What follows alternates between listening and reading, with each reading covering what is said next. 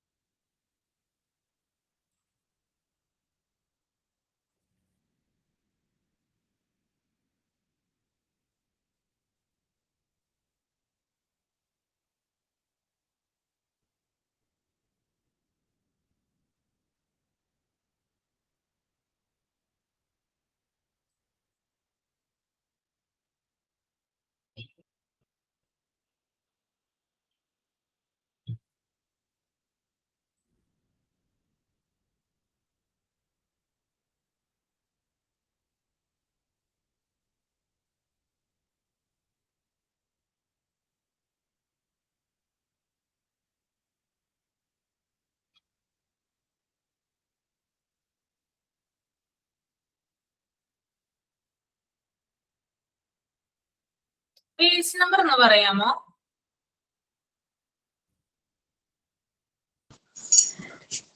149 perfection and creativity. ആ class വരെ ഞാൻ ഉണ്ടായിരുന്നുള്ളൂ. കഴിഞ്ഞ ക്ലാസ്സിൽ സെമിനാർ എടുക്കാൻ പറഞ്ഞിട്ടുണ്ടായിരുന്നു, അപ്പൊ അത് ഞാൻ പറഞ്ഞിട്ടുണ്ടായിരുന്നു, എക്സ്പ്ലെയിൻ ചെയ്ത് കൊടുത്തിട്ടുണ്ടായിരുന്നു കേട്ടോ. റെക്കോർഡ് ക്ലാസ് കാണൂലേ? കണ്ടിട്ടില്ലേ? കാണാം മിസ്സേ. മിസ്സേ, ബാക്കിയുള്ളവർക്കുള്ള വൈവ എന്നാന്നറിയോ? ബാക്കിയുള്ളവർക്ക് മിനുവിന്റെ കഴിഞ്ഞിട്ടുണ്ടായിരുന്നു, ഞാനാണ് എടുത്തത്. PG അധികം വൈകാതെ തന്നെ സ്റ്റാർട്ട് ചെയ്യും. അപ്പോ നിങ്ങളോട് പറയൂ കേട്ടോ എന്നാണെന്നുള്ളത്. സ്കൂളിൽ പോവാണ്, ഇപ്പൊ പ്രാക്ടീസിന് പോയി തുടങ്ങുകയാണെങ്കിൽ അപ്പൊ സമയം മാറ്റാൻ പറഞ്ഞാൽ മാറ്റി തരുമോ?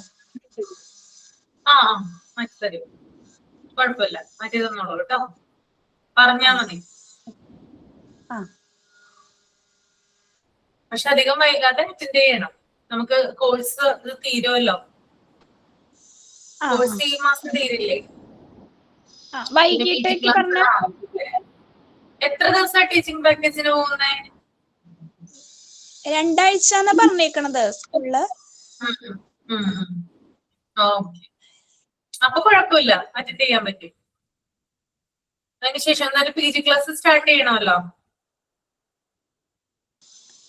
മിസ്സേ, നമുക്കിപ്പോ പകലാണ് പറഞ്ഞെങ്കിൽ രാത്രിയാകുമ്പോ ടൈം തരാൻ പറ്റുമോ? രാത്രിയാകുമ്പോ ടൈം കിട്ടും. ജിഷ മിസ് എടുക്കും രാത്രി. രാത്രിക്ക് സ്ലോട്ട് കൊടുക്കാറുള്ളത്, അപ്പൊ രാത്രി കിട്ടും. അല്ലെങ്കിൽ പിന്നെ സാറ്റർഡേസ് ഒക്കെ ആണെങ്കിലോ ശനിയാഴ്ച. അപ്പൊ കുഴപ്പമില്ല, സ്കൂൾ ഉണ്ടാവില്ലല്ലോ. അങ്ങനെ ആയാലും മതി. അപ്പൊ ബാക്കിയുള്ള ടീച്ചേഴ്സും അവൈലബിൾ ആവും ശനിയാഴ്ച ഒക്കെ ആണെങ്കിൽ കേട്ടോ.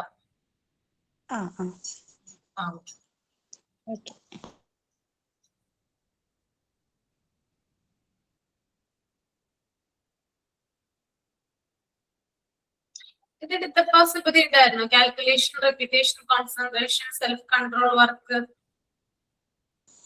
ഇല്ല മിസ്സേ, അതെടുക്കുമ്പോ ഉണ്ടായിരുന്നില്ല. അത് സെമിനാർ അവതരിപ്പിക്കാൻ പറഞ്ഞിട്ടുണ്ടായിരുന്നു, പക്ഷെ അതങ്ങോട്ട് കാര്യമായിട്ട് മനസ്സിലായില്ല. ഞാൻ കുറച്ചൊന്നും നോക്കി വെച്ചിട്ടുള്ളൂ, അതോട് വായിക്കുമ്പോ അർത്ഥങ്ങളൊന്നും കിട്ടണില്ല. എന്റെ ഏതാണ് സെമിനാർ അവതരിപ്പിക്കാൻ പറഞ്ഞത്? Calculation, repetition, concentration, self control and work. Okay. കഴിഞ്ഞ ക്ലാസ് കണ്ടിട്ടില്ല അല്ലേ? ഇല്ല മിസ്സേ, കാണാം, ഞാന് കാണാറുണ്ട്, ഇത് കണ്ടിട്ടില്ല. ഞാൻ ഒന്നും കൂടി പറഞ്ഞുതരാം. പറയൂട്ടെ. കാൽക്കുലേഷൻ, റെപ്പിറ്റേഷൻ, കോൺസെൻട്രേഷൻ ഒക്കെ ഞാൻ ഒന്നും കൂടി പറയാം, ഒന്ന് റീഡ് ചെയ്യൂ. അത് അതിന് മുമ്പത്തെ കാര്യങ്ങളൊക്കെ ക്ലിയർ ആയില്ലേ? അതെ, ക്ലിയർ ആയി. ഓക്കെ, എന്നാലും റീഡ് ചെയ്തോളൂ കേട്ടോ. Calculation, repetition, concentration, self-control and work. In order to survive, man had to have a mean for carrying out this solution. This is achieved by linking intelligence and the capacity for manipulation by the hand. Human intelligence and imagination could create an imagine in the mind.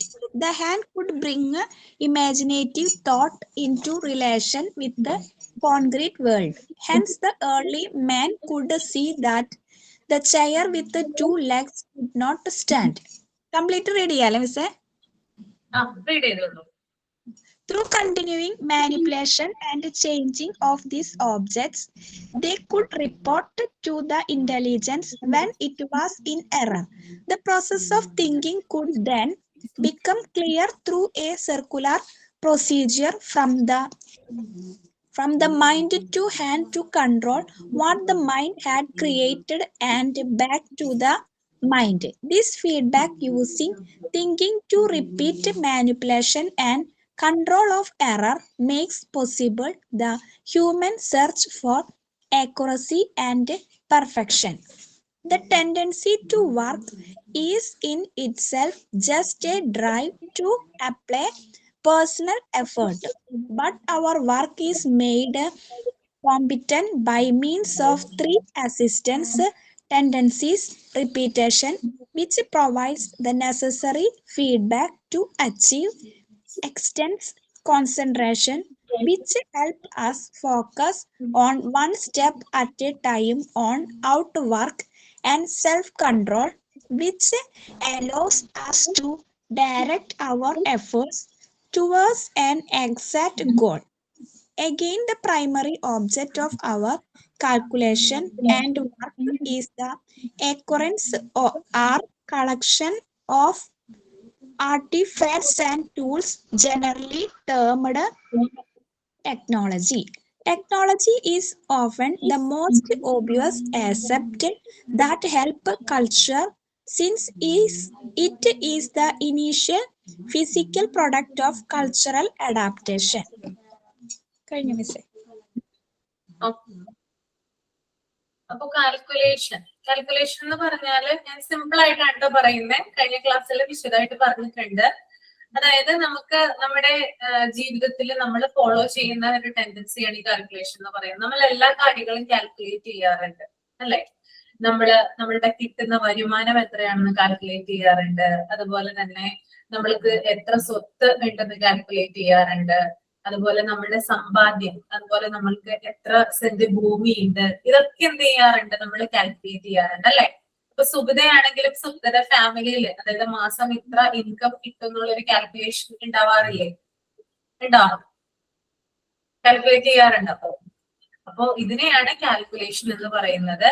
ഇനി കുട്ടികളുടെ കേസിൽ വരുമ്പോൾ കുറെ കാര്യങ്ങൾ, അതായത് കുട്ടികള് അവര് കുറെ അധികം ആക്ടിവിറ്റീസ് അവർക്ക് കൊടുക്കുന്ന സമയത്ത് അവർ കുറെ കാര്യങ്ങൾ എന്ത് ചെയ്യാറുണ്ട്? കാൽക്കുലേറ്റ് ചെയ്യാറുണ്ട്. അതില് ചില കാര്യങ്ങൾ വരുന്നുണ്ട്. അതായത് കുട്ടികള് നല്ല രീതിയിൽ, അതായത് യുക്തിപരമായിട്ട് ചിന്തിക്കാനും അതുപോലെ തന്നെ ആർഗ്യുമെന്റ് നടത്താനൊക്കെ കുട്ടികൾ ശ്രമിക്കാറുണ്ട് അല്ലെ? പലതരത്തിലുള്ള വാദങ്ങളിലൊക്കെ ഏർപ്പെടാറുണ്ട് സംസാരിക്കുന്ന സമയത്ത്. അതുപോലെ തന്നെ പലതരത്തിലുള്ള കാര്യങ്ങൾ, അതായത് ഷേപ്പ് മനസ്സിലാക്കുന്നു, നിറം മനസ്സിലാക്കുന്നു, അതുപോലെ തന്നെ സൈസ് മനസ്സിലാക്കുന്നു, സമയം എത്രയാണെന്ന് കാൽക്കുലേറ്റ് ചെയ്യുന്നു, ദൂരം എത്രയാണെന്ന് കാൽക്കുലേറ്റ് ചെയ്യുന്നു. അപ്പൊ ഇതൊക്കെ എന്താണ്? കുട്ടികളിൽ നടക്കുന്ന കാൽക്കുലേഷൻസ് ആണ്. അവർക്കൊരു സാധനം അല്ലെങ്കിൽ ഒരു മെറ്റീരിയൽ നമ്മൾ കൊടുക്കുമ്പോൾ അവർ കൃത്യമായിട്ട് എന്ത് ചെയ്യുന്നുണ്ട്? കാൽക്കുലേറ്റ് ചെയ്യുന്നുണ്ട്. അത് മനുഷ്യൻ അങ്ങനെ തന്നെയാണ്. കുട്ടികൾ മാത്രമല്ല, എല്ലാവരും, അതായത് മനുഷ്യരായിട്ട് ജീവിക്കുന്ന എല്ലാവരും എന്ത് ചെയ്യുന്നുണ്ട്? അവരുടെ ജീവിതത്തിൽ കുറേയധികം കാര്യങ്ങൾ കാൽക്കുലേഷൻ നടത്താറുണ്ട്. ഓക്കെ, അപ്പൊ ഇതൊരു ഹ്യൂമൻ ടെൻഡൻസിയാണ് കേട്ടോ. മനസ്സിലായോ? ഇനി അടുത്തത് റിപ്പീറ്റേഷൻ ആണ്. റിപ്പീറ്റേഷൻ എന്ന് പറഞ്ഞാൽ എന്താണ്? അതായത് നമ്മൾക്ക് ഇഷ്ടമുള്ള കാര്യം അല്ലെ വീണ്ടും വീണ്ടും റിപ്പീറ്റ് ചെയ്യാറില്ലേ? പറഞ്ഞോളൂ സുബിത, പറഞ്ഞോളൂ. ആവർത്തനം എന്ന് പറഞ്ഞത് മിസ്സേ. ആവർത്തനം. അതായത് നമ്മൾക്ക് ഇപ്പൊ താല്പര്യമുള്ള ഒരു ടോപ്പിക് ആണെങ്കിൽ, താല്പര്യമുള്ള ഒരു സബ്ജക്റ്റ് ആണെങ്കിൽ നമ്മളത് വീണ്ടും നമ്മളത് പഠിക്കാനായിട്ട് ശ്രമിക്കും അല്ലെ? ഇപ്പോ ഒരു ഹോട്ടലിൽ നമ്മൾ കയറി, അവിടെ നിന്ന് നമ്മളൊരു ഭക്ഷണം കഴിച്ചു എന്ന് വിചാരിക്കുക. അതിന് ടേസ്റ്റ് കൂടുതലാണെങ്കിൽ എന്ത് ചെയ്യും? വീണ്ടും നമ്മൾ ആ ഹോട്ടലിൽ പോയി ഭക്ഷണം കഴിക്കും ഇല്ലേ? അപ്പൊ നമ്മുടെ ലൈഫിൽ ഉള്ളൊരു ടെൻഡൻസിയാണ് റിപ്പീറ്റേഷൻ എന്ന് പറയുന്നത്. അത് പല വിധത്തിലാണ് നടക്കുന്നതെന്ന് മാത്രം. പിന്നെ ഒരു പാട്ട് നമുക്ക് ഇഷ്ടമായി കഴിഞ്ഞാൽ നമ്മളത് വീണ്ടും എന്ത് ചെയ്യാറുണ്ട്, ആവർത്തിച്ച് കേൾക്കാറുണ്ട്. അപ്പൊ അതും എന്താണ്, ഈ ഒരു റിപ്പീറ്റേഷനിൽ വരുന്നതാണ്. പിന്നെ ഇഷ്ടമുള്ള സിനിമ കാണുന്നു. അപ്പൊ ആവർത്തനം എന്ന് പറയുന്നത് നമ്മുടെ ജീവിതത്തിൽ ഉടനീളം ഉള്ള ഒരു ടെൻഡൻസിയാണ്. നമുക്ക് ഇഷ്ടമുള്ള കാര്യം എന്താണോ അത് നമ്മൾ വീണ്ടും വീണ്ടും എന്ത് ചെയ്യുന്നു, ആവർത്തിക്കുന്നു. ക്ലിയർ ആണോ?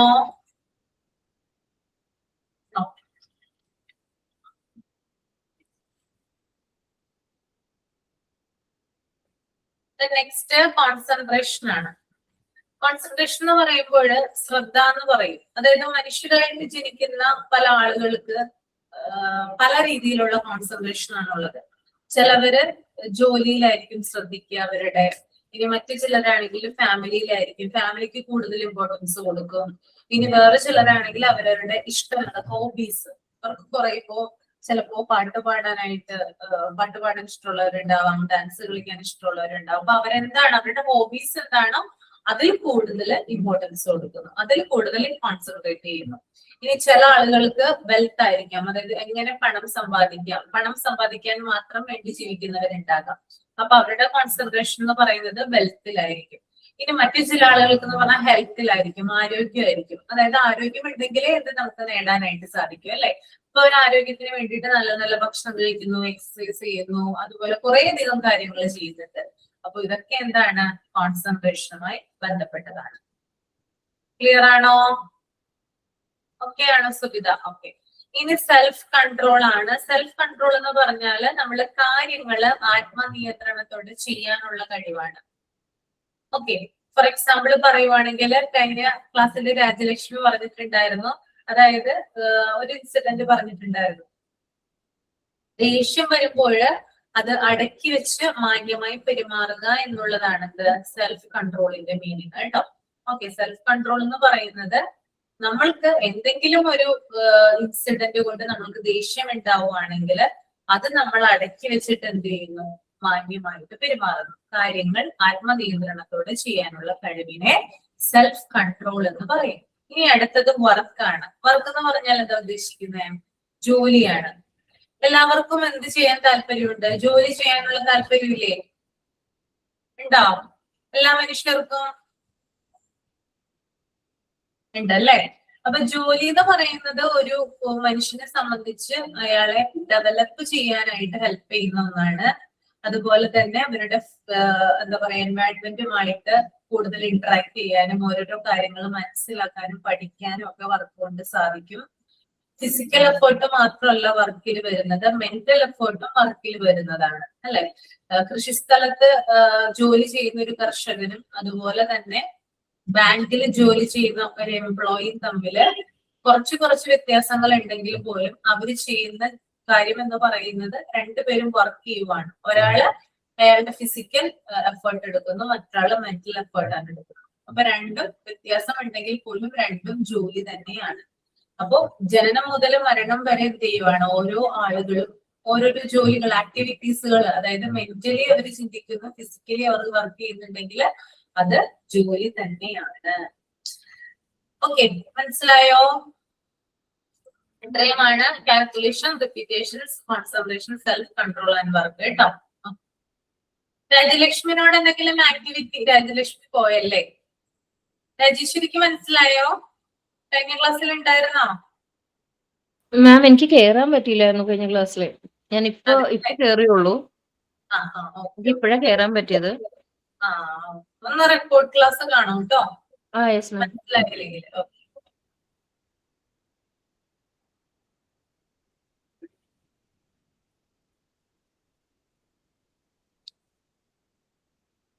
പിന്നെ പെർഫെക്ഷൻ ആൻഡ് ക്രിയേറ്റിവിറ്റി. രാജേശ്വരി ഒന്ന് വായിക്കാമോ? അത് ഞാൻ കഴിഞ്ഞ ക്ലാസ്സിൽ എടുത്തിട്ടുണ്ടായിരുന്നു, എന്നാലും പറയാം. രാജേശ്വരി റീഡ് ചെയ്യാമോ? In cultural change, we act upon human tendency to perfection, and each society naturally extends its efforts beyond the level required for survival and continuity. We not only aim to modify the environment without understanding it, but we also aim to perfect the form of those modifications. In other words, we follow perception or beauty in the visual form, sound, and movements of our technology. These natural concepts of beauty are then connected in a unique way with the ideal forms inherent in each culture's abstract understanding of the world. So each culture ends up with its own special technological style, as in architecture of clothing, to help develop this style and give it facility. We use our natural tendency towards creatively and ability to conceive a world which does not exist. The aspect of culture which arise from our tendency to perfections and creativity is art. Okay. അപ്പോ നമ്മൾ ഈ PDF-ലുള്ള കാര്യം അങ്ങനെ തന്നെ നമ്മൾ meaning മനസ്സിലാക്കേണ്ട കാര്യമില്ല. അതിന്റെ സിമ്പിൾ ആയിട്ടുള്ള വെർഷൻ ഞാൻ പറഞ്ഞു തരാൻ എന്താണെന്ന്. പെർഫെക്ഷൻ എന്ന് പറയുന്നത് നമ്മുടെ ജീവിതത്തിൽ നമ്മൾ ഉടനീളം ഫോളോ ചെയ്യുന്ന ഒരു ടെൻഡൻസിയാണ്. നിങ്ങളൊന്ന് ആലോചിച്ച് നോക്കിയേ, നിങ്ങളുടെ ലൈഫിൽ പെർഫെക്ഷനുമായിട്ട് എന്തെങ്കിലും കണക്ഷൻ ഉണ്ടോ? പെർഫെക്ഷൻ, നമ്മൾ ഏതൊരു കാര്യത്തിനും പെർഫെക്ഷൻ നോക്കാറുണ്ടോ? നമ്മൾ എന്ത് കാര്യം ചെയ്യുമ്പോഴും നോക്കാറുണ്ട് അല്ലെ? എങ്ങനെയാ ചെയ്യുന്നത്? നമ്മളിപ്പോ ജസ്റ്റ് ഒരു ഇതിൽ പറയുകയാണെങ്കിൽ ഇപ്പൊ ഡ്രസ് ചെയ്യുവാണെങ്കിൽ അതൊരു പെർഫെക്ഷനിൽ ചെയ്യാനല്ലേ നമ്മൾ നോക്കുള്ളൂ. ഫുഡ് ഉണ്ടാക്കുവാണെങ്കിലും അങ്ങനെ എന്ത് കാര്യം നമ്മൾ ചെയ്യുവാണെങ്കിലും നമ്മളുടെ മാക്സിമം നമുക്ക് പെർഫെക്റ്റ് ആയിട്ട് കിട്ടാനാണ് നമ്മൾ നോക്കുള്ളൂ അല്ലെ? അതെ, ശരിയാണ്, കറക്റ്റ് ആണ് കേട്ടോ. അതായത് പെർഫെക്ഷൻ എന്ന് പറഞ്ഞാലും കറക്റ്റ് ആയിട്ട് ചെയ്യുക, ഭംഗിയോട് കൂടി ചെയ്യുക എന്നുള്ളതാണ്. നമ്മളൊരു ഡ്രസ്സ് സ്റ്റിച്ച് ചെയ്യാൻ കൊടുക്കുന്ന സമയത്ത് ആ ഡ്രസ്സ് ഇപ്പൊ നമ്മളൊരു ബ്ലൗസ് സ്റ്റിച്ച് ചെയ്യാനായിട്ട് കൊടുത്തു എന്ന് വിചാരിക്കാം. നമ്മളുടെ കയ്യില് അത് അവര് തരുന്നു. അപ്പൊ നമ്മളൊന്ന് ജസ്റ്റ് അതൊന്ന് വിയർ ചെയ്ത് ഇട്ട് നോക്കിയപ്പോ നമുക്ക് അത്ര ഇഷ്ടപ്പെട്ടില്ലെന്ന് വിചാരിക്കുക. അപ്പൊ നമ്മൾ എന്ത് ചെയ്യും? അവരോട് വീണ്ടും പറയും അല്ലെ, ഇതങ്ങനെ ചെയ്യണം, അതെങ്ങനെ ചെയ്യണം എന്ന് പറയാറില്ലേ? അപ്പൊ ഒരു കാര്യം ഭംഗിയായി ആകുന്നത് വരെ നമ്മൾ എന്ത് ചെയ്യും? പെർഫെക്ഷനോട് കൂടി അത് വരാൻ വേണ്ടിയിട്ട് നമ്മൾ എന്ത് ചെയ്യും? കൂടുതൽ കാര്യങ്ങൾ അതിനകത്ത് ചെയ്തുകൊണ്ടേയിരിക്കും. പിന്നെ നമ്മളൊരു ലെസൺ പഠിക്കുന്ന സമയത്ത് അത് നല്ല രീതിയിൽ പഠിക്കാനായിട്ട് ശ്രമിക്കും. കാരണം നമ്മുടെ ഓർമ്മയിൽ അത് നിൽക്കണം, അല്ലെങ്കിൽ അത് പെർഫെക്റ്റ് ആവില്ല. നമ്മൾ എഴുതുന്ന പരീക്ഷയിൽ നമ്മൾക്ക് അത് 100% അവിടെ കാണിക്കാനായിട്ട് സാധിക്കില്ല അല്ലെ? അപ്പൊ അതിനകത്ത് നമ്മൾ എന്ത് ചെയ്യാറുണ്ട്? നമ്മൾ ചെയ്യുന്നത്, ഇപ്പൊ നമ്മളൊരു കറി വെക്കുന്നതെന്ന് വിചാരിക്കാം അല്ലെ, നമ്മൾ നല്ല രീതിയിൽ എന്ത് ചെയ്യാറുണ്ട്? കറി വെക്കാനായിട്ട് നോക്കാറുണ്ട് അല്ലെ? എത്രമാത്രം പെർഫെക്റ്റ് ആവോ അത്രയും മാത്രം നമ്മൾ എഫേർട്ട് അതിനകത്ത് ഇടാറുണ്ട്. അപ്പൊ നമ്മൾ ഏത് കാര്യവും ചെയ്യുമ്പോൾ അത് നല്ല രീതിയിൽ വരാനായിട്ട്, അല്ലെങ്കിൽ നല്ല രീതിയിൽ അത് ക്രിയേറ്റ് ചെയ്തതിന് വേണ്ടിയിട്ട് നമ്മൾ ശ്രമിക്കാറുണ്ട്. ഇതിനെയാണ് പെർഫെക്ഷൻ എന്ന് പറയുന്നത്. നമ്മൾക്ക് ഏറ്റവും നല്ലത് അല്ലെങ്കിൽ ഏറ്റവും ബെസ്റ്റ് ആയിട്ടുള്ളതാണ് എപ്പോഴും നമുക്ക് ഇഷ്ടം കിട്ടാൻ വേണ്ടിയിട്ട് അല്ലെ? അപ്പൊ അതിന് വേണ്ടിയിട്ടുള്ള ഒരു ഇതാണ് എഫേർട്ട്, അല്ലെങ്കിൽ അതിനു വേണ്ടി നമ്മൾ ശ്രമിക്കുന്നതിനെയാണ് പെർഫെക്ഷൻ എന്ന് പറയുന്നത്. ഇത് നമ്മൾക്ക് കുട്ടിയുടെ കാര്യമായിട്ട് ചിൽഡ്രന്റെ കേസിൽ നമുക്കിത് കണക്ട് ചെയ്യാം. അതായത് ഒരു കാര്യം കംപ്ലീറ്റ് ആകുന്നത് വരെ, അല്ലെങ്കിൽ അത് പെർഫെക്റ്റ് ആകുന്നത് വരെയുള്ള പ്രവർത്തനങ്ങളെയാണ് പെർഫെക്ഷൻ എന്ന് പറയുന്നത്. അതിനകത്ത് നമ്മുടെ സ്കില്ലുകൾ, അതായത് നമ്മൾ വീണ്ടും വീണ്ടും ഒരു കാര്യം ചെയ്യുന്നതോടുകൂടി നമ്മുടെ സ്കില്ല് വർദ്ധിക്കും. എങ്ങനെയാ? നമ്മളൊരു കറി ഉണ്ടാക്കാനായിട്ട് നോക്കുന്നു എന്ന് വിചാരിക്കാം. ഫസ്റ്റ് ടൈം ആണ് നമ്മളൊരു കറി വെക്കുന്നത്. ആദ്യ സമയത്ത് ചിലപ്പോ അതത്ര പെർഫെക്ഷൻ ആയിന്ന് വരില്ല. പിന്നീട് നമ്മൾ വീണ്ടും വീണ്ടും വീണ്ടും അത് വെച്ചിട്ടാണ് എന്ത് ചെയ്യുന്നത്? അതിന് ടേസ്റ്റ് കൂടുന്നത് അല്ലെ? അങ്ങനെ ചെയ്യാറില്ലേ? ഇല്ലേ? എക്സ്പീരിയൻസ് ഉള്ള കാര്യമല്ലേ? ഫസ്റ്റ് ടൈം ചിലപ്പോ ഫ്ലോപ്പ് ആയിന്ന് വരും, അല്ലെങ്കിൽ അത്ര ടേസ്റ്റ് ഇല്ലെന്ന് വരും. പക്ഷെ നമ്മൾ വീണ്ടും അത് ട്രൈ ചെയ്യുന്ന സമയത്ത് അത് നല്ല കറിയായിട്ട് മാറും അല്ലെ? ഇതും പെർഫെക്ഷൻ. അപ്പൊ നമ്മുടെ സ്കില്ല്, അതായത് നമ്മുടെ ആ ഒരു ടാലന്റ് എന്ത് ചെയ്യാണ്? അതിലൂടെ കൂടുകയാണ് ചെയ്യുന്നത്. ഓക്കെ, അപ്പൊ പെർഫെക്ഷനിലേക്ക് എത്തുന്നത് വരെ നമ്മൾ എന്ത് ചെയ്യണം? ആ ഒരു ആക്ടിവിറ്റി, ഏതൊരു ആക്ടിവിറ്റി ആണോ അത് നമ്മൾ കംപ്ലീറ്റ് ആക്കണം. പിന്നെ ഇതിനകത്ത് കുട്ടിയുമായിട്ട് കണക്ട് ചെയ്ത് നമുക്ക് പറയാൻ പറ്റുന്നതാണ്, ഒരു കുട്ടി ആവർത്തിച്ച് ഷൂ ലേസ് കിട്ടുന്നത്. ചിലപ്പോ ആദ്യത്തെ സമയം, രണ്ടാമത്തെ ടൈം അല്ലെ, ആദ്യത്തെ ടൈം അല്ലെങ്കിൽ രണ്ടാമത്തെ ടൈം കുട്ടി ഷൂ ലേസ് കിട്ടുമ്പോൾ ചിലപ്പോ അത്ര പെർഫെക്റ്റ് ആയിട്ട് വരില്ല. പക്ഷെ വീണ്ടും വീണ്ടും അത് കെട്ടി കുട്ടി ട്രെയിൻ ചെയ്യാണ് അല്ലെങ്കിൽ പരിശീലിച്ചു കഴിഞ്ഞാൽ കുട്ടി അവസാനം അതിന്റെ പെർഫെക്ഷനിലേക്ക് എത്തും. ഓക്കെ, പിന്നെ അതുപോലെ തന്നെ കുട്ടികള് അക്ഷരങ്ങള് അല്ലെങ്കിൽ നമ്പറുകളൊക്കെ എഴുതി ശീലിക്കുന്നത്. ആദ്യം കുട്ടി ലെറ്റേഴ്സ് നമ്പേഴ്സ് ഒക്കെ എഴുതുന്ന സമയത്ത് ചിലപ്പോ നല്ല രീതിയിൽ ഭംഗിയായിട്ട് ചിലപ്പോ വരണം എന്നില്ല. പിന്നീട് ആവർത്തിച്ച് അത് ട്രെയിൻ ചെയ്യുമ്പോഴാണ് എന്ത് ചെയ്യുന്നത്? നല്ല ഹാൻഡ് റൈറ്റിംഗ് ആയിട്ട് അത് മാറുന്നത് അല്ലെ. നമ്മൾ ഈ നമുക്കറിയാം സ്കൂളിലൊക്കെ 4 ലൈൻ കോപ്പി ഉണ്ട്, 2 ലൈൻ ഒക്കെ ഉണ്ട് അല്ലെ. അതിനകത്ത് കുട്ടികളെ എഴുതിപ്പിക്കാറില്ലേ? അതൊരു പെർഫെക്ഷൻ ഉദാഹരണമായിട്ട് നമുക്ക് വെക്കാം അല്ലെ. കാരണം അതിനകത്ത് കുട്ടികൾ വീണ്ടും വീണ്ടും ആവർത്തിച്ച് അത് ചെയ്യുമ്പോൾ അത് പെർഫെക്റ്റ് ആയിട്ട് മാറുകയാണ് ചെയ്യുന്നത്. അപ്പൊ അവരുടെ കഴിവും അതിലൂടെ വർദ്ധിക്കും. Okay, that is perfection. Clear ആണോ?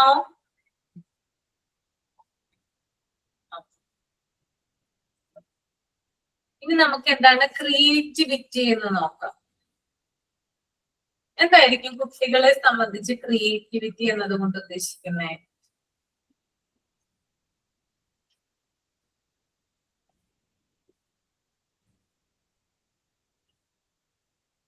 എന്താണ് ക്രിയേറ്റിവിറ്റി? അവര് പ്രൊഡക്റ്റീവ് ആയിട്ടുള്ള സാധനങ്ങൾ എന്തെങ്കിലും ഉണ്ടാക്കുക, എപ്പോഴും ആക്റ്റീവ് ആയിട്ടിരിക്കുക, അതാണോ? അതായത് എന്തും ക്രിയേറ്റീവ് ആയിട്ട് ചെയ്യാനുള്ള കഴിവാണ് അല്ലെ ക്രിയേറ്റിവിറ്റി എന്ന് പറയുന്നത്. ഐഡിയാസ് കണ്ടുപിടിക്കുന്നു, ഡിഫറെന്റ് ആയിട്ട് ഐഡിയാസ് ഉണ്ടെങ്കിൽ തന്നെ ഡിഫറെന്റ് ആയിട്ട് ക്രിയേറ്റീവ് ആയിട്ട് എന്ത് ചെയ്യുന്നു? അവ ചെയ്യുന്നു. ഇപ്പൊ പുതിയവ എന്തെങ്കിലും സങ്കല്പിക്കാനും കണ്ടുപിടിക്കാനും സൃഷ്ടിക്കാനുമുള്ള കഴിവിനെയാണ് ക്രിയേറ്റിവിറ്റി എന്ന് പറയുന്നത്. ക്രിയേറ്റിവിറ്റി പല രീതിയിലാവാം. ചിലർക്ക് ആർട്ടിലാകാം, ചിലർക്ക് മ്യൂസിക്കിലാവാം, സ്റ്റോറീസ് പറയുന്നതിലാവാം, പ്രോബ്ലം സോൾവിങ് സ്കില്ലാകാം. അപ്പൊ ഇത്തരത്തിലുള്ള സ്കില്ലിലൂടെ ആശയങ്ങൾ, അതായത് കുട്ടികളുടെ തോട്ടുകൾ എന്താണോ അത് എക്സ്പ്ലോർ ചെയ്യാനും അത് പ്രകടിപ്പിക്കാനും കുട്ടികളെ അനുവദിക്കുന്നു. അപ്പൊ ക്രിയേറ്റിവിറ്റി ഉണ്ടെങ്കിലാണ് കുട്ടികൾക്ക് എന്ത് ചെയ്യാം? കുട്ടികൾക്ക് അവരവരുടെ കഴിവുകൾ ഡെവലപ്പ് ചെയ്യാനും അവർക്കത് പ്രകടിപ്പിക്കാനും സാധിക്കും.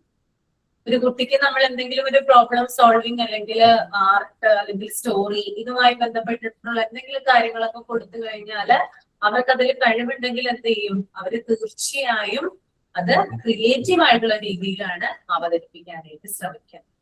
ഓക്കെ, അതുപോലെ തന്നെ സ്വന്തമായിട്ട് ഡ്രോയിങ് ചെയ്യുന്ന കുട്ടികള്, പെയിന്റിങ് ചെയ്യുന്ന കുട്ടികള്, ഇവരൊക്കെ എന്ത് ചെയ്യുന്നുണ്ട്? ഇവരൊക്കെ ക്രിയേറ്റിവിറ്റി ഉള്ളവരാണ്. സ്വന്തമായിട്ട് കഥകൾ എഴുതുന്ന കുട്ടികളുണ്ട് അല്ലെ, അതുപോലെ കവിതകൾ എഴുതുന്ന കുട്ടികളുണ്ട്. ഇതൊക്കെ നമുക്ക് ക്രിയേറ്റിവിറ്റിയുമായിട്ട് കണക്ട് ചെയ്യും. ഓക്കെ, ക്ലിയർ ആണോ?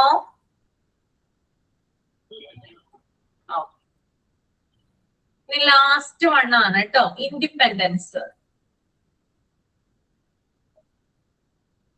അത് നിങ്ങൾ മൈൻഡിൽ ഒന്ന് റീഡ് ചെയ്തോളൂ കേട്ടോ, മൈൻഡിൽ റീഡ് ചെയ്തോളൂ.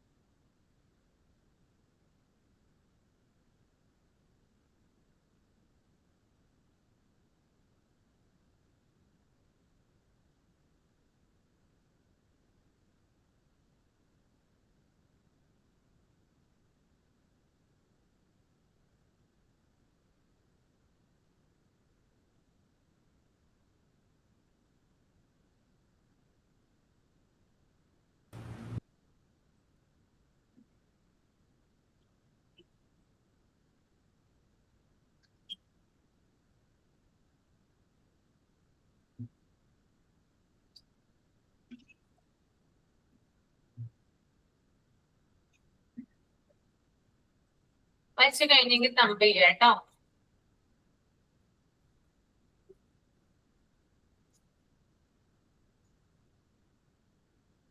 എന്തെങ്കിലും മനസ്സിലായോ ഇൻഡിപെൻഡൻസ്?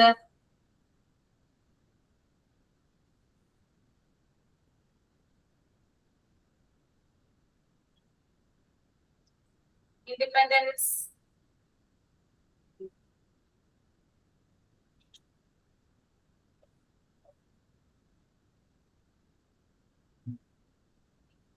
ഇൻഡിപെൻഡൻസ് എന്ന് പറഞ്ഞാൽ എന്താ? പറഞ്ഞോ. നമ്മളിപ്പോ എന്തെങ്കിലും ചെയ്യുവാണെങ്കിൽ അത് ഇൻഡിപെൻഡന്റ് ആയിട്ട് ചെയ്യാനായിട്ടാണ് നമ്മൾ ആഗ്രഹിക്കണേ എന്നുള്ളതാണ്. ആ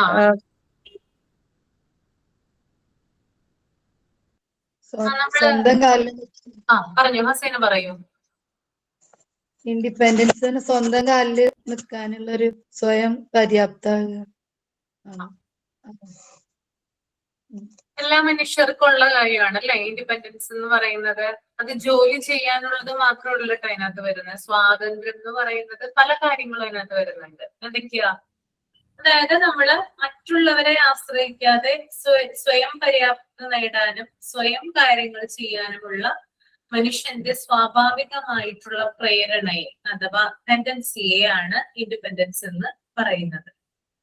ഓക്കെ, അപ്പൊ മറ്റുള്ളവരെ ആശ്രയിക്കാതെ സ്വയം പര്യാപ്തത നേടാനും സ്വയം കാര്യങ്ങൾ ചെയ്യാനുമുള്ള മനുഷ്യന്റെ കഴിവിനെ ഇൻഡിപെൻഡൻസ് എന്ന് പറയുന്നു.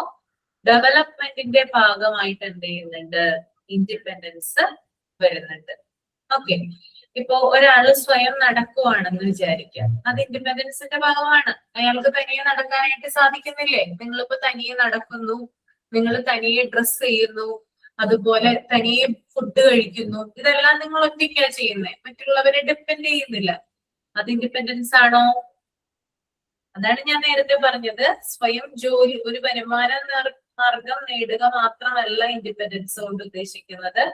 നമുക്ക് സ്വയം ഫുഡ് കഴിക്കാൻ പറ്റുന്നുണ്ടോ, നമ്മൾക്ക് നടക്കാൻ പറ്റുന്നുണ്ടോ, നമ്മൾക്ക് ഡ്രസ് ചെയ്യാൻ പറ്റുന്നുണ്ടോ, ഇതൊക്കെ എന്തിൽ വരുന്നതാണ്? ഇൻഡിപെൻഡൻസിൽ വരുന്നതാണ്. ഓക്കെ, അപ്പോ കുട്ടികളുടെ ഇൻഡിപെൻഡൻസ് നമുക്ക് ഇതിനെ എങ്ങനെ കണക്ട് ചെയ്യാം? കുട്ടികളുടെ ഇൻഡിപെൻഡൻസ്, കുട്ടികൾ എപ്പോഴാണ് ഇൻഡിപെൻഡന്റ് ആകുന്നത്? അവര് അവരുടെ കാര്യങ്ങൾ സ്വയം ചെയ്യാൻ പഠിക്കുക. അപ്പൊ ഡ്രസ്സിങ് ആയാലും അവര് ബട്ടൺസ് ഇടാനും ഷൂ ലേസ് കെട്ടാനും, പിന്നെ അവര് സ്വയം ഭക്ഷണം കഴിക്കാന്, പിന്നെ അങ്ങനെയുള്ള കാര്യങ്ങൾ, അവരുടെ സ്വന്തം കാര്യങ്ങൾ സ്വയം ചെയ്യാറാവുമ്പോ അവര് ഇൻഡിപെൻഡന്റ് ആയി എന്ന് പറയാം. അതെ, ഓക്കെ. രജീശ്വരിക്ക് എന്തെങ്കിലും പറയാനുണ്ടോ? അതൊക്കെ തന്നെ മാം. കുട്ടികൾ അവരവരുടെ കാര്യങ്ങൾ ചെയ്യാൻ തുടങ്ങുമ്പോൾ, സ്വന്തമായിട്ട് പല്ല് തേക്കുമ്പോ, കുളിക്കുമ്പോ, സ്വന്തം ഡ്രസ് ചെയ്യുമ്പോ, പഠിക്കാൻ നോക്കുമ്പോ, സ്വന്തമായിട്ടെല്ലാം അവരവര് തന്നെ ചെയ്യുമ്പോൾ അവർക്ക് ഒരു പ്രായം വരെയും എന്താ പറയാ, അവർക്ക് നമ്മളുടെ ഹെൽപ്പ് വേണ്ടി വരും. അത് കഴിഞ്ഞ് അവർക്ക് ചെയ്യാൻ പറ്റും എന്നുള്ള ഒരു അവസ്ഥ വരുമ്പോ അവര് തന്നെ ചെയ്യും, നമ്മളുടെ ഹെൽപ്പില്ലാണ്ട്. പറ്റിട്ട് അവര് ഇൻഡിപെൻഡന്റ് ആയിട്ട് ചെയ്യാം. ഓക്കെ, അപ്പോ നമുക്കറിയാം ഒരു പ്രായം തുടങ്ങിയിട്ടാണ് കുഞ്ഞുങ്ങൾ എന്ത് ചെയ്യുന്നത്? തനിയെ ഫുഡ് കഴിക്കുന്നത്, ഡ്രസ്സ് ചെയ്യുന്നത്, അല്ലേ? പിന്നെ നടക്കാൻ ആരംഭിക്കുന്നത്. ഇതൊക്കെ ഓരോ പ്രായമുണ്ട്, ഓരോ സ്റ്റേജുകളുണ്ട്. ശരിക്കും പറഞ്ഞാൽ 6 മുതൽ 12 വയസ്സ് വരെയുള്ള ആ ഒരു സ്റ്റേജിലാണ് കുഞ്ഞുങ്ങൾ ചിന്തിക്കാൻ തുടങ്ങുന്നതും അവരുടെ മനസ്സിൽ തോട്ട്സുകൾ രൂപപ്പെടുന്നതും ചിന്തകൾ രൂപപ്പെടുന്നതും. അതും ഇൻഡിപെൻഡൻസിന്റെ ഭാഗമാണ്. 12 തുടങ്ങി 18 വയസ്സ് വരെ പ്രായമുള്ളപ്പോഴാണ് കുഞ്ഞുങ്ങൾക്ക് തീരുമാനങ്ങൾ എടുക്കുന്നതും അഭിപ്രായങ്ങൾ പ്രകടിപ്പിക്കുന്നതും സമൂഹത്തിന് കോൺട്രിബ്യൂഷൻ നൽകുന്നതും. ഓക്കെ, ഈ ഒരു ഏജ് ഗ്രൂപ്പിലാണ് ശരിക്കും പറഞ്ഞാൽ, അതായത് 2 ആയിട്ട് തിരിച്ചിട്ടുണ്ട്. 6 തുടങ്ങി 12 വരെ, 12 തുടങ്ങി 18 വരെ. അവരുടെ ആശയങ്ങള്, അവരുടെ കാഴ്ചപ്പാടുകളൊക്കെ രൂപീകരിക്കുന്നത് ഈ ഒരു സമയത്താണ്. അപ്പൊ ഇൻഡിപെൻഡൻസ് ഉണ്ടെങ്കിൽ മാത്രമാണ് വ്യക്തികൾക്ക്, അതാരായാലും, കോൺഫിഡൻസ് കൂടും, റെസ്പോൺസിബിലിറ്റി കൂടും, പ്രോബ്ലം സോൾവിങ് സ്കില്ല് ഉണ്ടാകുന്നതാണ്. കേട്ടോ, ഇത്രയുമാണ് ഇൻഡിപെൻഡൻസിന്റെ ഭാഗം, അല്ലെങ്കിൽ അതുമായിട്ട് പറയാനുള്ളത്. ക്ലിയർ ആണോ? മിസ്സേ, ഇതിപ്പോ പറഞ്ഞത് ഓക്കെ, അത് കറക്റ്റ് തന്നെയാണ്. പക്ഷെ ഇപ്പോഴത്തെ കുട്ടികളില്ലേ, ഇപ്പോഴത്തെ ചെറിയ കുട്ടികള്, അവര് എന്താ പറയണ, അവരുടെ കാര്യങ്ങൾ അവര് കറക്റ്റ് ആയിട്ട് പറയാ, ചിന്തിച്ച് പറയാ. 6 വയസ്സിന് മുന്നേ തന്നെ അവരുടെ കാര്യങ്ങൾ അവർ വ്യക്തമാക്കി പറയുന്നുണ്ട്. അവരുടെ തീരുമാനത്തിൽ അവർ ഉറച്ചു നിൽക്കുന്നുണ്ട് ഇപ്പോഴത്തെ കുട്ടികൾ കേട്ടാ. എന്റെ മൂത്ത രണ്ടുപേരും പിന്നെ ചെറുതിനെയും വെച്ചിട്ട് ഭയങ്കര ഡിഫറൻസ് തോന്നുന്നുണ്ട്. കുട്ടികൾ അവരുടേതായ സ്റ്റാൻഡിൽ ഉറച്ചു നിൽക്കുന്നുണ്ട്, അവരുടെ കാര്യങ്ങൾ പറയുന്നുണ്ട്. അങ്ങനെ ഒരു ഇപ്പോഴത്തെ കുട്ടികൾ കേട്ടാ. ഓക്കെ ഓക്കെ, ശരിയാണ് പറഞ്ഞത്, ശരിയാണ്. അങ്ങനെയാണ് ഇപ്പോഴത്തെ കുട്ടികള്. കുറച്ച് അതായത് നമ്മളേതിൽ നിന്നൊക്കെ നമ്മുടെ ചെറുപ്പ കാലഘട്ടത്തിൽ നിന്ന് ഉണ്ടായിരുന്നതിൽ നിന്ന് വ്യത്യസ്തമല്ല ഇപ്പോഴത്തെ കുട്ടികള്. അവരുടെ നേച്ചറൊക്കെ പാടെ മാറിയല്ലേ.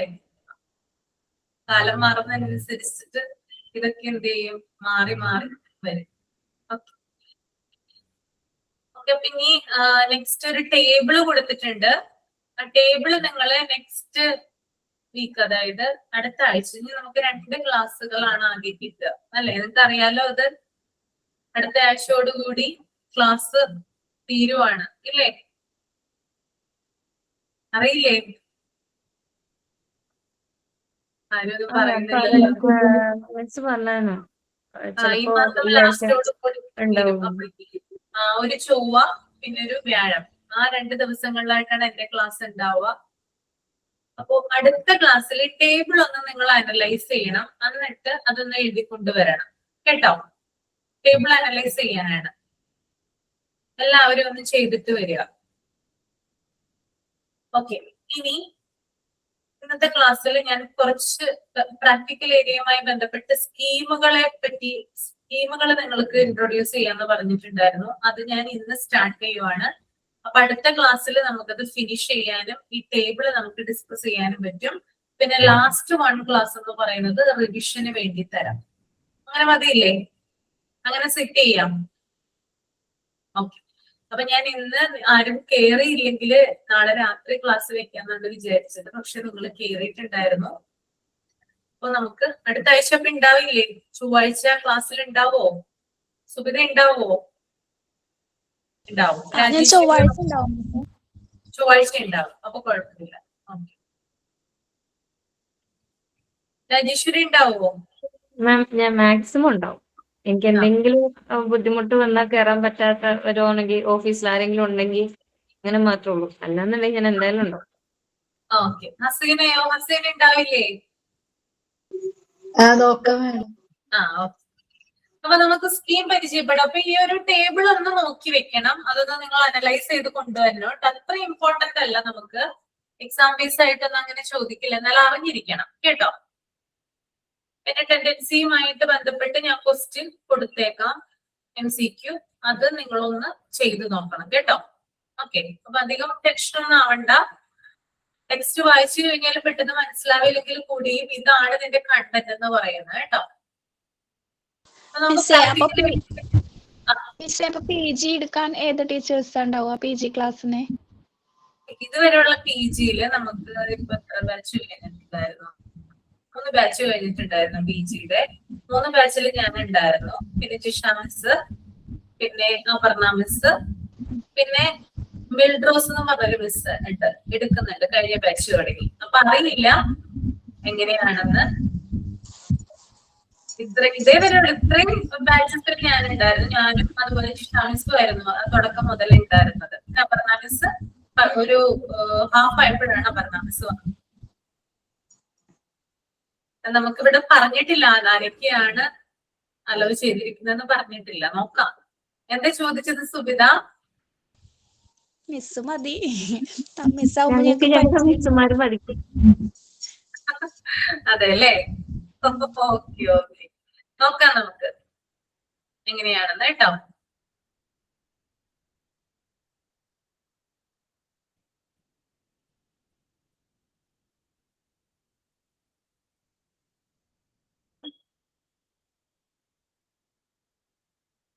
അപ്പൊ ടേബിൾ അനലൈസ് ചെയ്ത് കൊണ്ടുവരില്ലേ?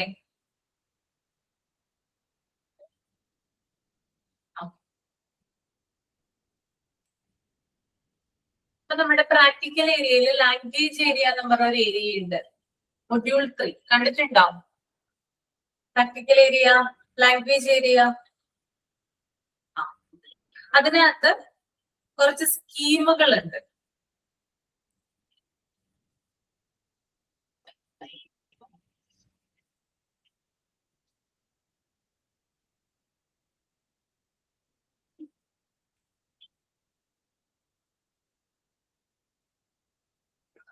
ഒരു സെക്കൻഡ് കേട്ടോ. Okay.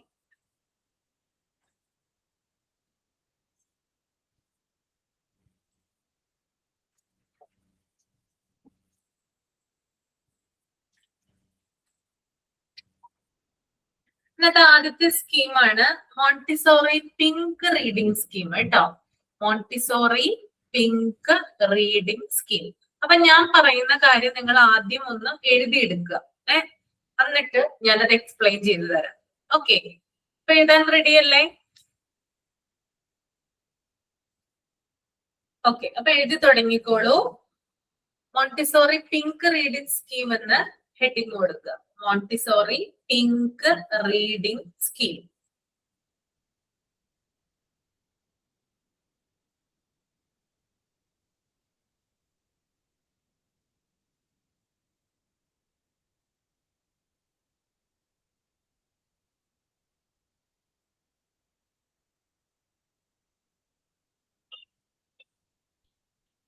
The first stage of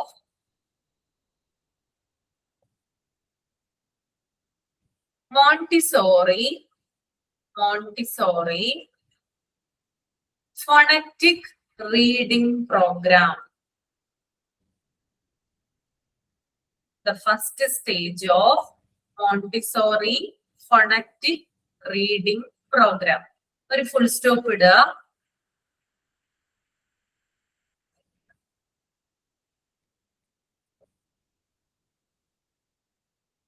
Designed, DESIGNED, designed to teach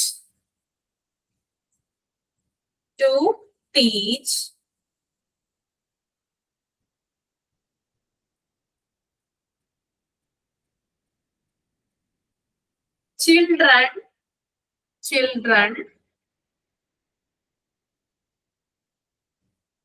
how to read simple three-letter words.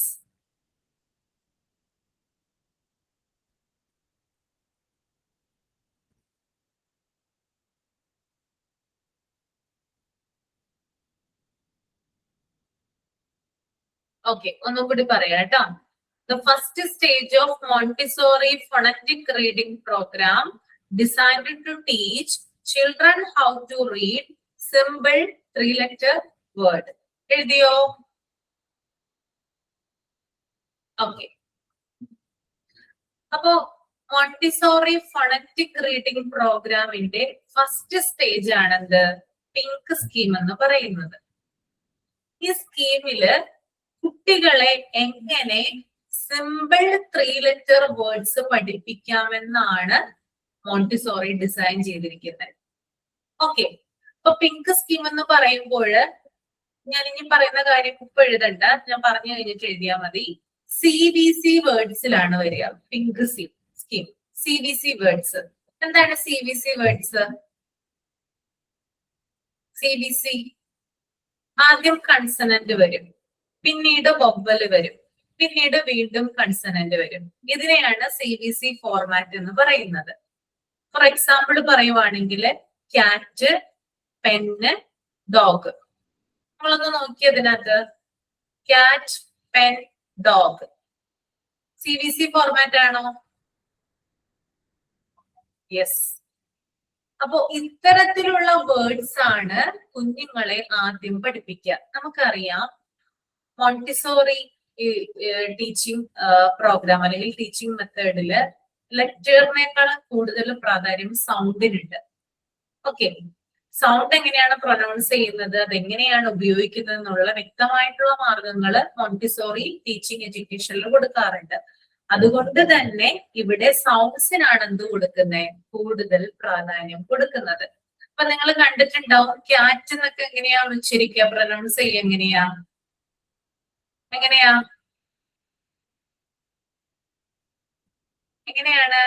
അതൊന്ന് നിങ്ങൾ യൂട്യൂബിലോ ഗൂഗിളിലോ ഒക്കെ ഒന്ന് സെർച്ച് ചെയ്ത് കഴിഞ്ഞാൽ കറക്റ്റ് ആയിട്ട് മനസ്സിലാവും കേട്ടോ.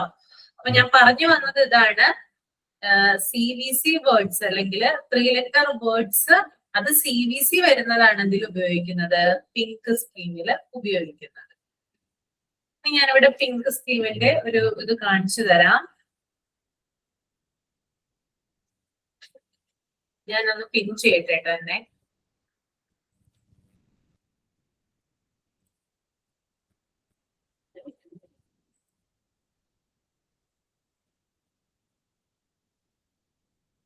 കാണുന്നുണ്ടോ? ഇത് CVC ഫോർമാറ്റ് ആണ്, പിങ്ക് സ്കീമാണ്. ഈ പിങ്ക് സ്കീം എന്ന് പറയാൻ കാരണം പിങ്ക് ലെറ്റർ കാർഡോ പിങ്ക് ലെറ്റർ ചാർട്ട് പേപ്പറിലോ അല്ലെങ്കിൽ ബുക്ക്ലെറ്റുകളോ ആണ് ഉണ്ടാവുക. പിങ്ക് കളർ ആയിരിക്കും ഇതിന് കേട്ടോ. ഈ വേർഡ്സ് കുട്ടികൾക്ക് പരിചയപ്പെടുത്തുന്നത് പിങ്ക് കളറിലുള്ള ചാർട്ടിലോ ബുക്ക്ലെറ്റിലോ അല്ലെങ്കിൽ എന്താ പറയാ കാർഡിലോ ആയിരിക്കും. അതുകൊണ്ടാണ് ഇതിനെ പിങ്ക് സ്കീം എന്ന് പറയാനായിട്ട് കാരണം. വേറെയും ഉണ്ട്, കാണിച്ചു തരാം. കണ്ടോ? CVC ഫോർമാറ്റ് ആണെന്ന് കണ്ടോ? എല്ലാം CVC ഫോർമാറ്റിലാണ് വരുന്നത്.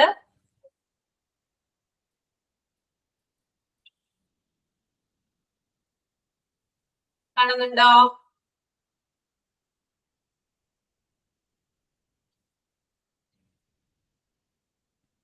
അപ്പൊ ഇത് പഠിച്ചിട്ടാണ് കുഞ്ഞുങ്ങൾ മറ്റു വേർഡുകൾ പഠിക്കുക കേട്ടോ. ആദ്യം പിങ്ക് സ്കീം പഠിച്ചതിന് ശേഷമാണ് പിന്നീടുള്ള വേർഡ്സ്, അത് സ്കീമുകളുടെ പേരുണ്ടെന്ന് ഞാൻ പറഞ്ഞുതരാം.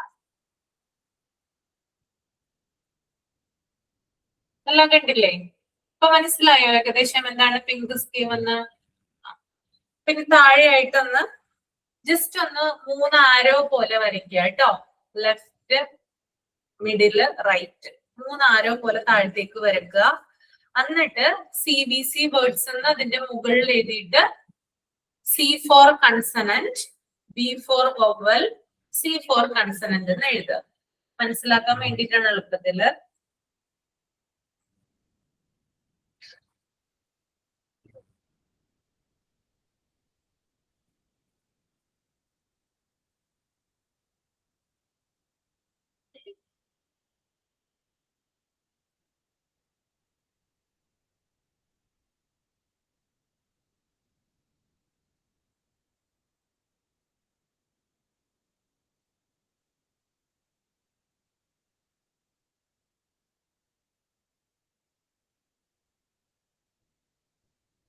അപ്പൊ നമുക്ക് ഇനി എഴുതാം അടുത്തത് കേട്ടോ. അടുത്തൊരു പാരഗ്രാഫ് ആയിട്ട് എഴുതുക. all the cards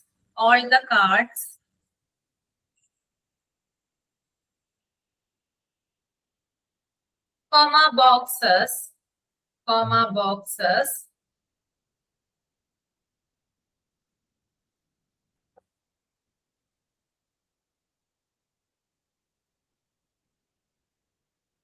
and booklets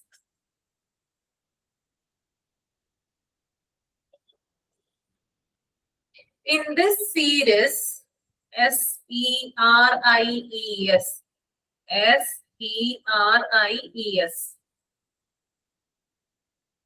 are usually printed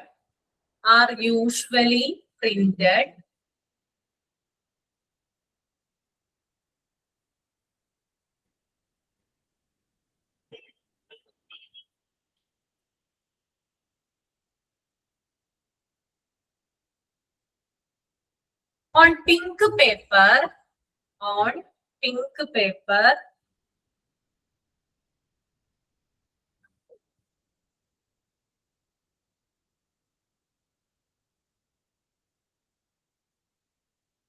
with the pink borders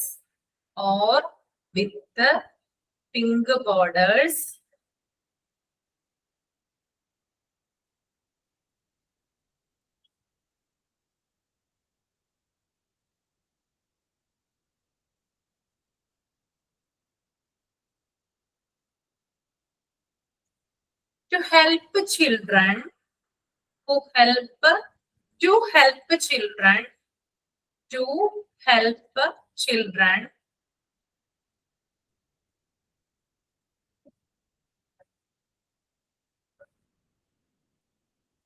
easily identify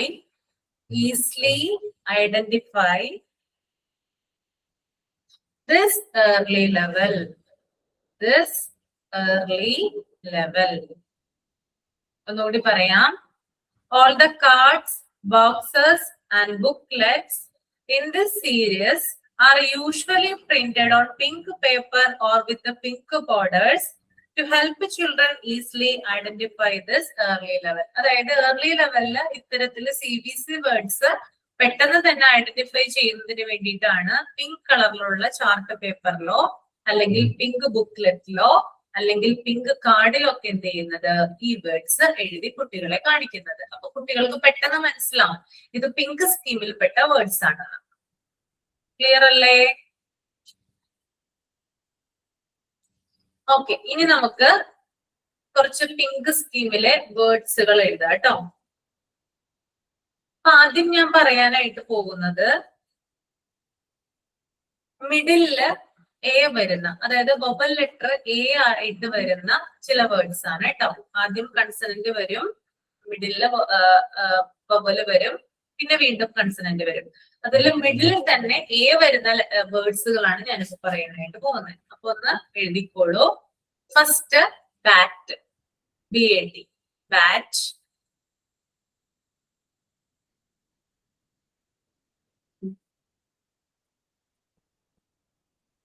Second one, match.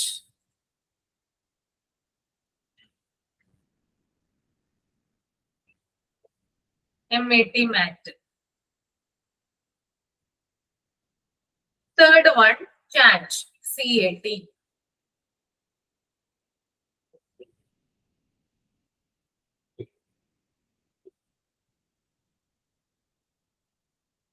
Then rat, RAT.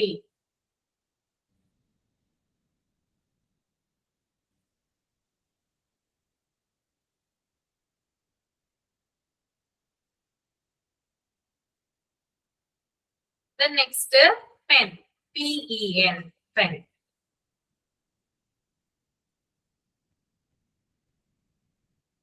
അയ്യോ സോറി കേട്ടോ, പെൻ എഴുതണ്ട, പെൻ ഒന്ന് വെട്ടിയേക്ക് കേട്ടോ, അതിപ്പോ എഴുതണ്ട.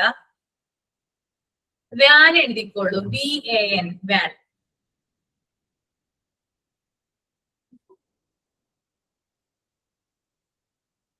Then next, can, CAN, can.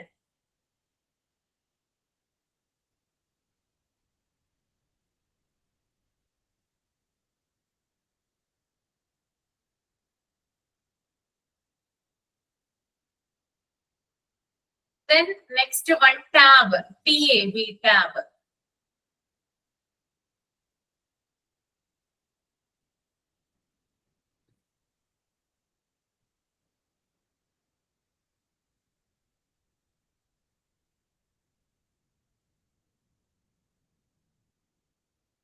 Then map, MAP, map.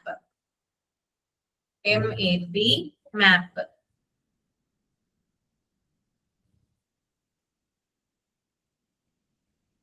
Then CAP, camp. CAP, camp.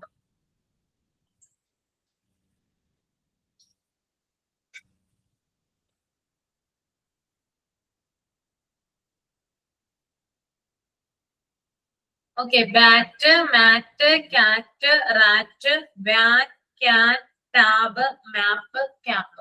Okay, എഴുതിയോ?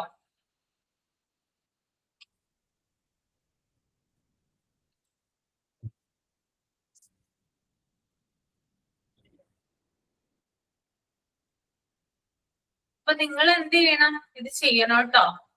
അടുത്ത ക്ലാസ്സിൽ ഇനി ബാക്കിയുള്ളത് ഞാൻ പറയാം. ഞാൻ ഈ പറയുന്ന കാര്യം നിങ്ങൾക്ക് ഇപ്പൊ എഴുതിയെടുക്കാൻ വേണ്ടി മാത്രമല്ല പറയുന്നേ. പിന്നെ എന്തിനു വേണ്ടിയിട്ടാ ഇത് പറയുന്ന? സ്കീമുകളെ പരിചയപ്പെടുത്തുന്നത് എന്തിനാ പരിചയപ്പെടുത്തുന്നേ? ആൻസർ ഇല്ലേ? നിങ്ങളിത് ചെയ്യണം കേട്ടോ. ഇത് ചെയ്യണം, ഇതുപോലെ തന്നെ ചെയ്യണം. നിങ്ങൾക്ക് വേണമെങ്കിൽ ബുക്ക്ലെറ്റ് ആക്കാം, അല്ലെങ്കിൽ കാർഡ് ആക്കാം, അല്ലെങ്കിൽ ഇങ്ങനെ ചാർട്ട് പേപ്പറിൽ ചെയ്യാം. ഞാനിപ്പോ എളുപ്പത്തിന് ഇത് ഇങ്ങനെ ചെയ്തുകൊണ്ട് വന്നതാ, കാണിക്കുന്നതിന് വേണ്ടിയിട്ട്. നിങ്ങൾക്ക് ക്രിയേറ്റീവ് ആയിട്ട് നിങ്ങളുടേതായിട്ടുള്ള രീതിയിൽ ചിലവര് ചെയ്യാറുണ്ട് ബോക്സിൽ, അതായത് ചെറിയ കാർഡ്ലെറ്റുകളായിട്ട്, അതായത് ചെറിയ കാർഡുകളാക്കിയിട്ട് ബോക്സിൽ ഇടാറുണ്ട്. അപ്പൊ ബോക്സിൽ നിന്ന് കുട്ടി പെട്ടെന്ന് അത് എടുത്ത് ഐഡന്റിഫൈ ചെയ്യും ഇത് പിങ്ക് സ്കീമിൽപ്പെട്ട വേർഡ് ആണെന്നുള്ളത്. അങ്ങനെയും നിങ്ങൾക്ക് ചെയ്യാം. അപ്പൊ ആ രീതിയിൽ ഇത് ചെയ്യണം കേട്ടോ. അപ്പൊ ചെയ്യാൻ വേണ്ടിയിട്ടാണ് ഇപ്പൊ ഇത് പറഞ്ഞു തന്നത്. ബാക്കി ഇനി നെക്സ്റ്റ് ക്ലാസ്സിൽ എടുക്കാം. ഓക്കെ, അപ്പൊ നെക്സ്റ്റ് ക്ലാസ്സിൽ നിന്നുള്ളവര് കയറുമെന്ന് വിചാരിക്കുന്നു. എന്നാൽ മാത്രമാണ് ഇതിന്റെ ഒരു കണ്ടിന്യൂഷൻ കിട്ടിയെങ്കിൽ നമുക്ക് പിങ്ക് സ്കീം ഉണ്ട്, അതുപോലെ ഗ്രീൻ സ്കീം പറയാനുണ്ട്, ബ്ലൂ സ്കീം പറയാനുണ്ട് കേട്ടോ. ഓക്കെ, മനസ്സിലായല്ലോ? ഓക്കെ, ഒരു സെക്കൻഡ് കേട്ടോ.